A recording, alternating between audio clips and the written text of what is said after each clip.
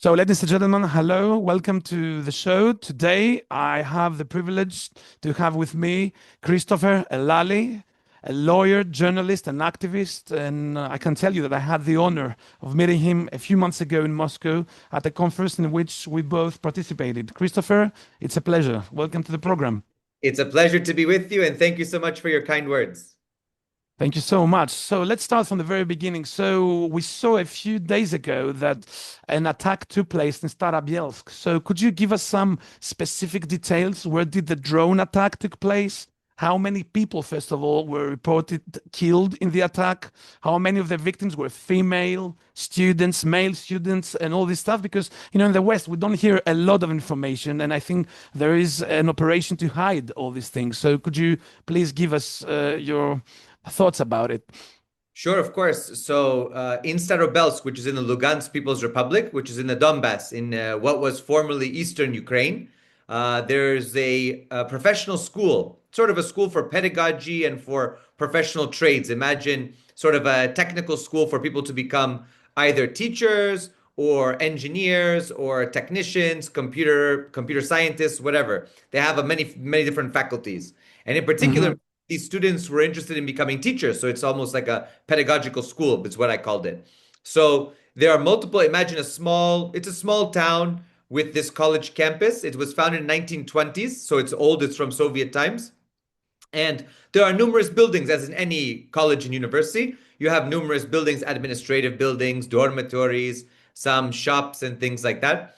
When we arrived on scene, and by the way, I'm very honored. I want to thank again the Ministry of Foreign Affairs of the Russian Federation for making it possible. Within one day, we were down there by military flight, flanked by Impressive. fighter jets to get there safely. First time I ever traveled to the Donbass by plane.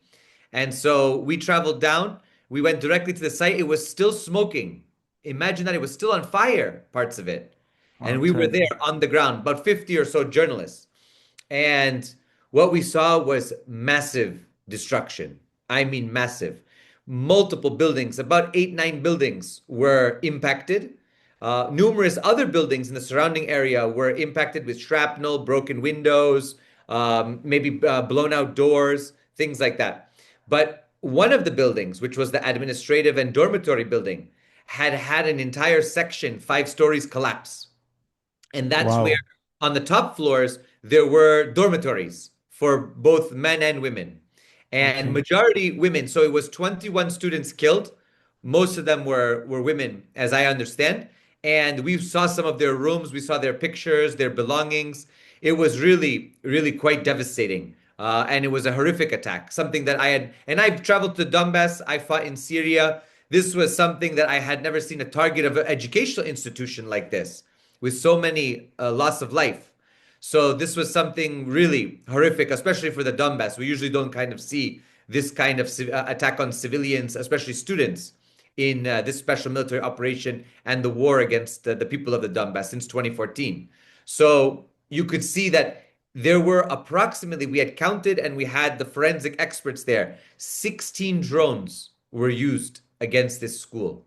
16 drones. So there was a first wave, a second Oh. wave, and then a third wave of drone impacts on the school. In the first wave, we So were it told wasn't a purpose. They wanted to kill them then. I mean, that's absolutely, absolutely they wanted to kill them. This was a targeted strike, and this is a school. This is a known school. It's not misinformation, disinformation. This is a school on the records with all of the school stuff. I took videos inside. They had stuffed animals, how to learn English. There was nothing military inside.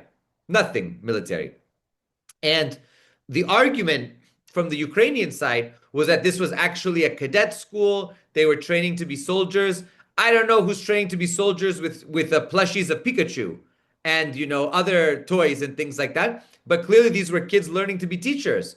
They had entire faculties. They had rooms with pictures of Rousseau and John Locke and all this thinking about education, philosophy, and politics. So these were ordinary college students and they were targeting the strike. Now, the first wave impacted the buildings, but I was told that most of the people, most of the students tried to get out and tried to survive. And it was the second impact that eventually knocked it down.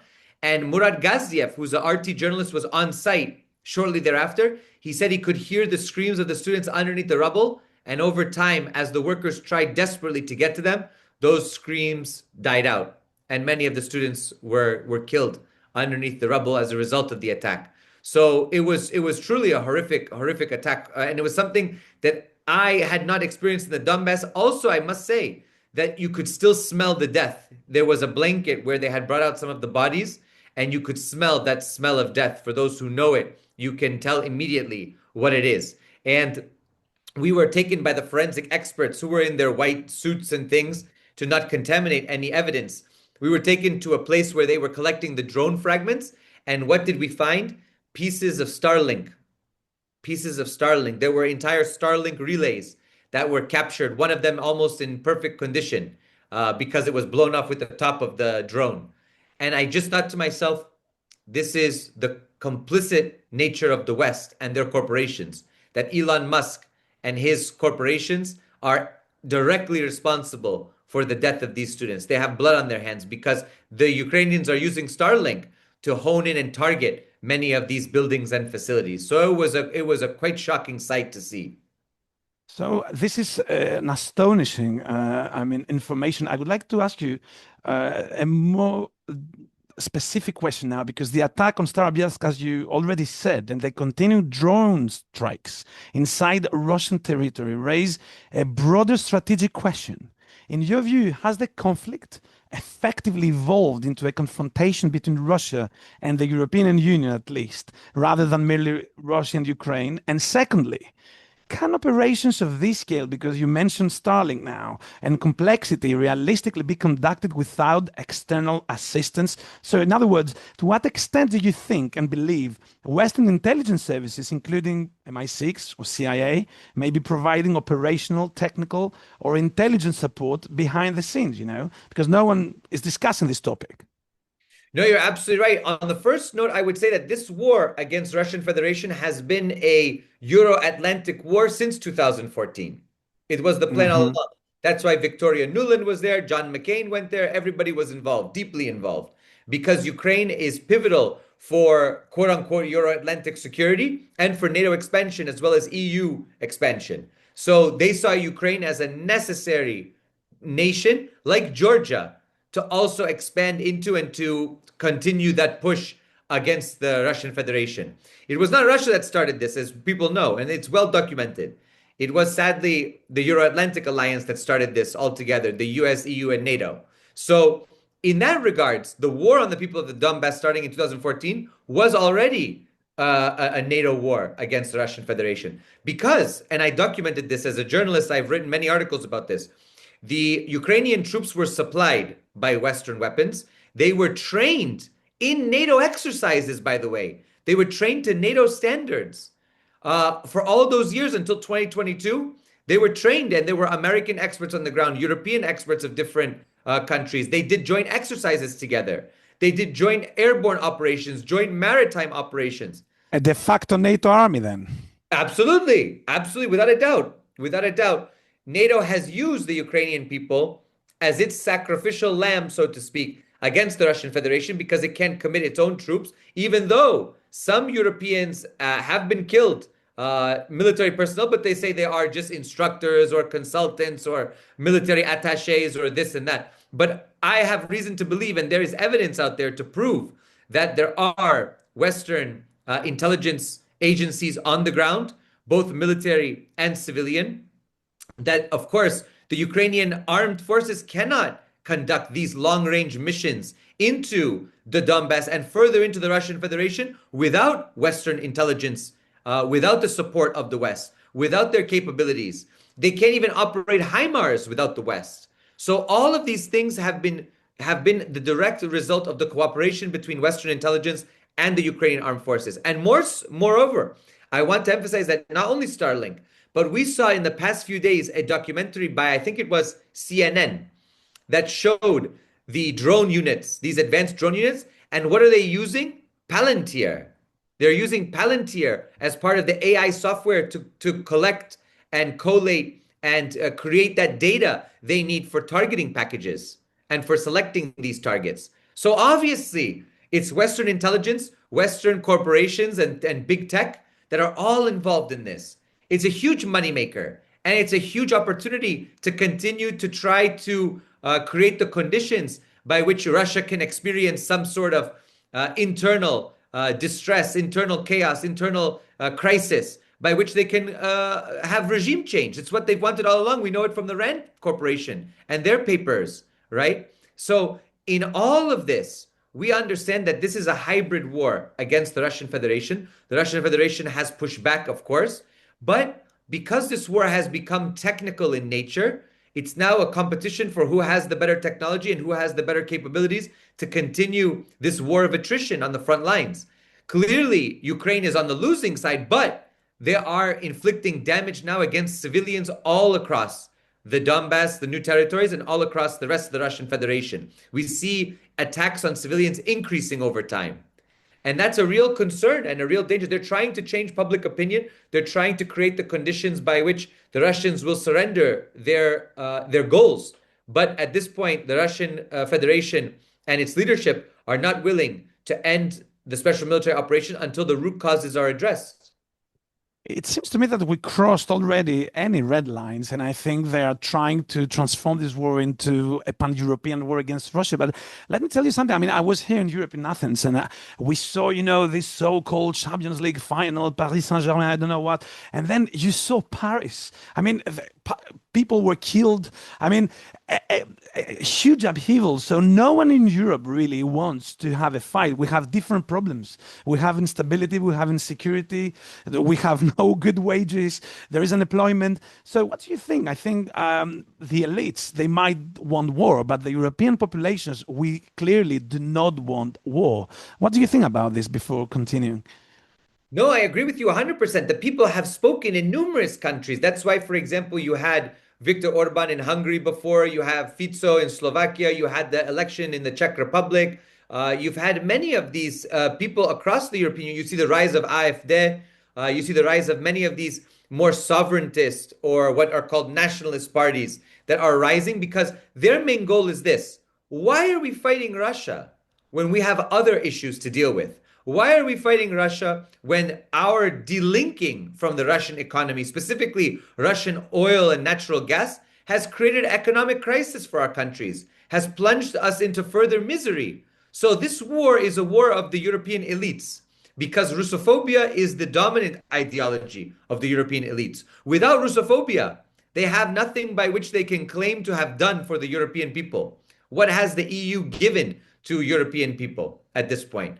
And we've seen the further encroachment in sovereignty, the further economic devastation, especially of the periphery. We think about, for example, in classic terms, Greece, Italy, Portugal, Spain, Ireland, the so-called pigs, right? How are their economies doing in the EU today with this war on Russia? They're not doing well. Okay, maybe on the statistics, they're doing well. But for average working class people, they are suffering.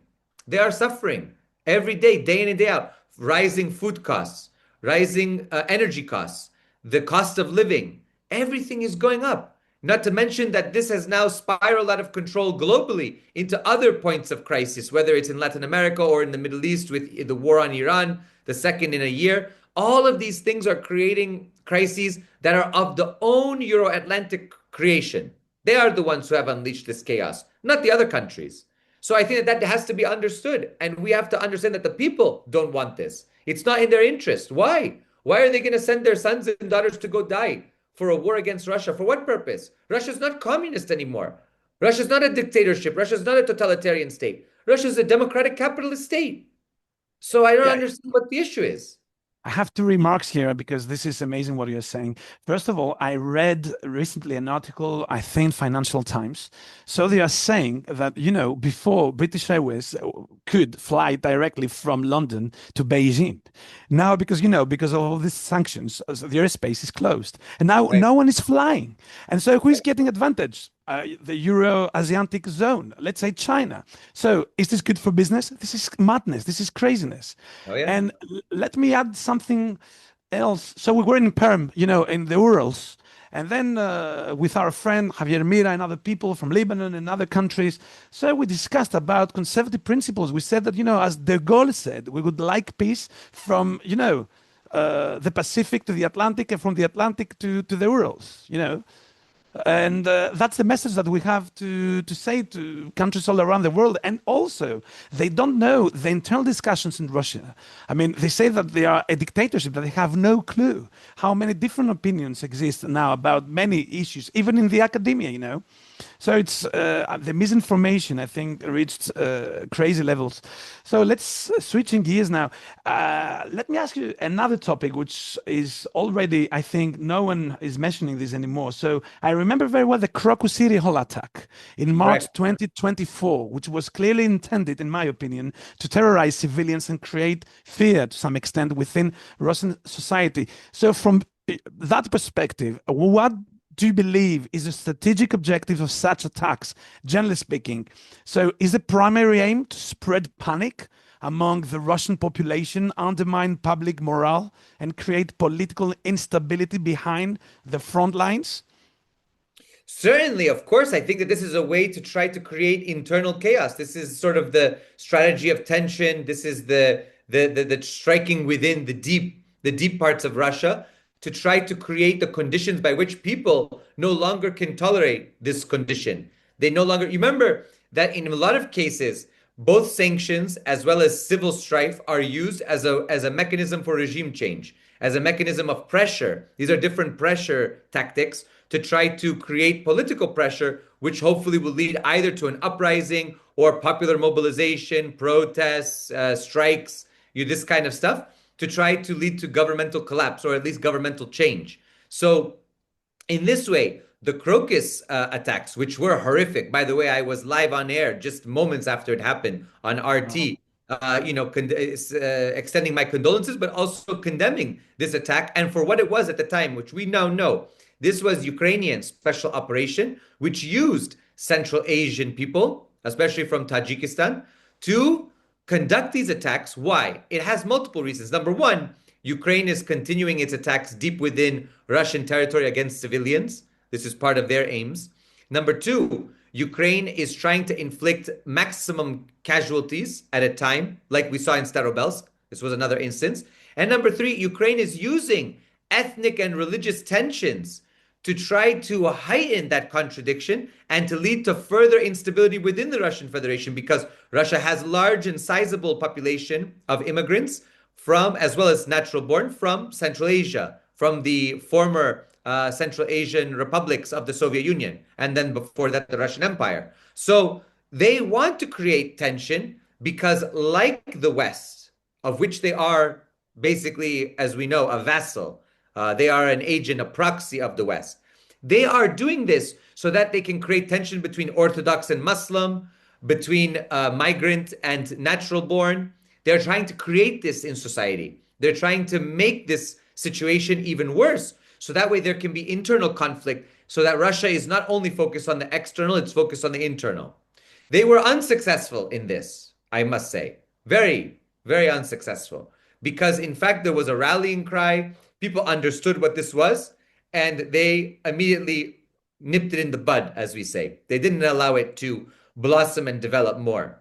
There were some minor incidents, but other than that, the entire Russian Federation and its population understood what this was and what was being utilized here to try to divide. Don't forget, Russians have a long historical memory about how these tensions are used by the West. For example, we remember the First and Second Chechen Wars and all of the different religious tensions that were, sort of instigated from outside. But we've seen on the battlefield that Ahmad and many other Muslims from different parts of the Russian Federation are fighting alongside Orthodox and Buddhists and shaman and Jews who are fighting alongside each other in the Russian army against Ukrainian fascism. So that is very important to understand. And I think that's why Crocus was such a catastrophic incident. It was a massive loss of life and destruction, but it served also as a reminder for what the enemy does against Russia, and also for the fact that unity is the strength of Russia. All of these ethnicities and religions and languages united, that is the core, and that is the source of Russian power and greatness.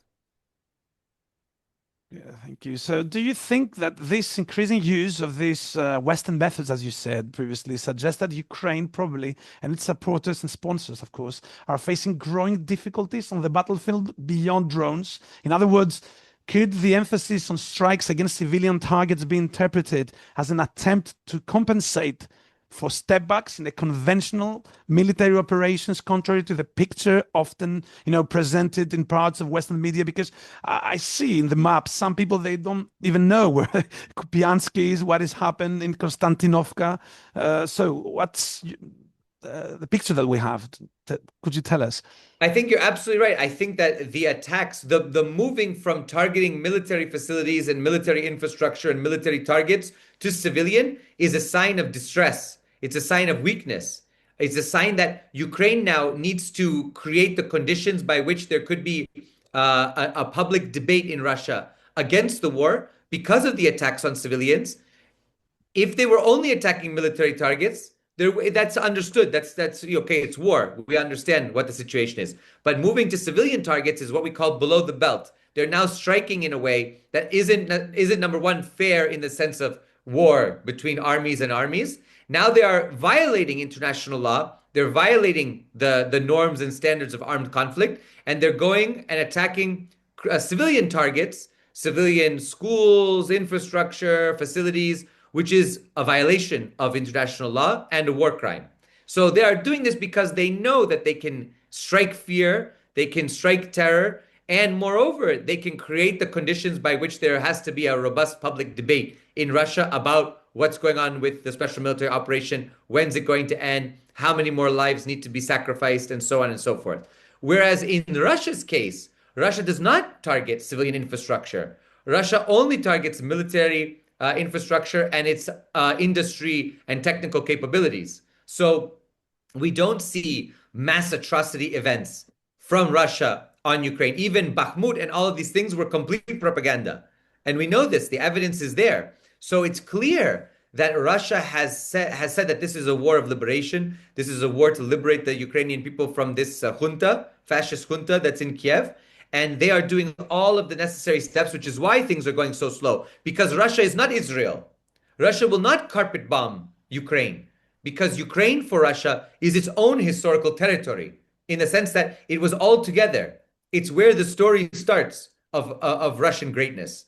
It was from Kiev, it was from Crimea, it was from all of these places that Vlad converted to Orthodoxy, and the whole history went into full swing. So Russia doesn't want to destroy all of this. It's also its heritage. Ukraine, as a socialist republic in the USSR, was the richest of all of the socialist republics, even richer than the Russian socialist republic. So in that way, one must understand that Russians have family connections, religious connections, work connections, educational connections, you name it, to Ukraine. How many families have I met who have family there? So it's so important that this war not be won against civilians. It's won against the regime and its forces. And that's clear. And that's clear from Russia's conduct. Sadly, the Ukrainian regime is targeting civilians because it cannot win conventionally on the battlefield. It knows that. Its Western sponsors know that. And so in order to try to turn the tables and change the dynamics of the war, they are attacking civilians. And that is, of course, a war crime. And they will be held accountable, I hope. Just like the Nazis were in Nuremberg and the Japanese in the Tokyo tribunals, they will be held accountable for these crimes one day. Yes, legally speaking now, because this is really interesting, assuming that civilians and students were the intended, as you say, because they were intended targets rather than military personnel. You explain this very specifically, or military infrastructure. Would such an attack amount to a violation of the principles of distinction and proportionality under the Geneva Conventions? And what legal responsibilities would follow for those who planned, authorized, or carry out the operation, who are believing Bandera, Stepan Bandera? We have to say that to our audience, because I mean, tell us, what do you think about it? Absolutely. This is a war crime. This is a crime under the Geneva Conventions.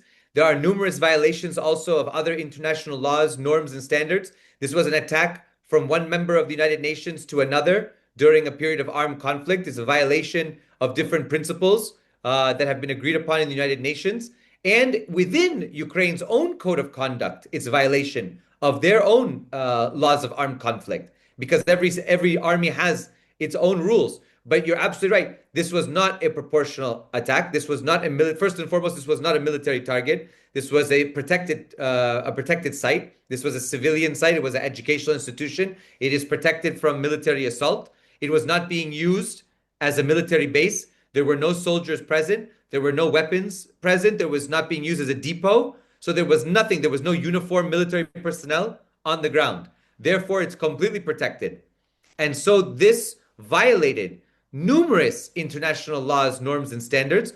And I should say, those that provided the military capabilities, technical capabilities, intelligence, and any other resources and material support by which this attack could take place are also responsible. They have culpability. They must bear responsibility for this, just as the industrialists bore responsibility for the Nazi war machine and the Japanese one, likewise. You cannot just sit there and build, this equipment and say, oh, I had nothing to do with it. I didn't order the attack. No, but your equipment was used in the attack. You should therefore say and have an ethical duty to not allow your equipment to be used in such attacks, to not sell your equipment to a nation if you think that it's going to be used to kill civilians and to harm civilian population. That's well established. So it's clear from this that this was a war crime. It's also clear that in the documented cases, we had the investigative committee on the ground that was cataloging everything. It was clear that parts of these drones were produced in numerous European countries. Parts of them had support from the United States. Therefore, all of these people and their institutions and their companies bear responsibility for these crimes, and they have to be held accountable in some way or other. So let me ask you again, if NATO leaders finally were repeatedly warned by diplomats, intelligence officials, and even some Western statements before that further eastward expansion would be viewed by Moscow as a red line, why were those warnings ignored, first of all? And finally, do you believe the conflict we are witnessing today is at least in part the consequence of a strategic miscalculation by the West regarding Russia's security concerns? I think that it's absolutely a miscalculation. They didn't believe that Russia was strong and robust. They didn't believe that Russia would defend itself, nor did they believe. They still fantasized that Russia was the period of Yeltsin and that they had a drunk men in the Kremlin that they could push around. Even though Yeltsin wasn't pushed around by Clinton in the end, because Clinton allowed for NATO expansion and he was very angered. This was in Bucharest, if you remember, in Romania, the famous case where he got very angry at Clinton over NATO expansion. So it was clear that after 2000, the situation was different, but the West still fantasized that Russia was weak, Russia could not defend itself, Russia was an insignificant power, and now they are experiencing Russian power on the battlefield. Sure, the special military operation is taking time, and people have criticized, why does Russia take so much time? But as I said before, this is not a war of conquest. This is a war of liberation, and every step and every bomb and every bullet counts where it goes, who it's against. And that's very important because Russia really sees Ukraine as a brotherly nation. They see it as part of their own. So I think that Russia was much stronger than the West anticipated. The West grossly miscalculated. And now they are in this dance to the death. We'll see who blinks first in this brinksmanship. But ultimately, it's a war of attrition at this point. And will the West give up first? I believe they will. I believe that Russia can continue this for a lot longer. Yes, it will have a cost economically. There will be political consequences, but it will continue this because too much blood has been spilled, and this has become existential for Russia. Not only that, we've seen that Russia now is moving to protect its people abroad. We've seen threats against Kaliningrad, threats against Prednistrovie, threats against Russians in the Caucasus. And this is a very serious escalation. And Russia now, through the Duma, has authorized the use of military force to protect its civilians and its citizens anywhere they are.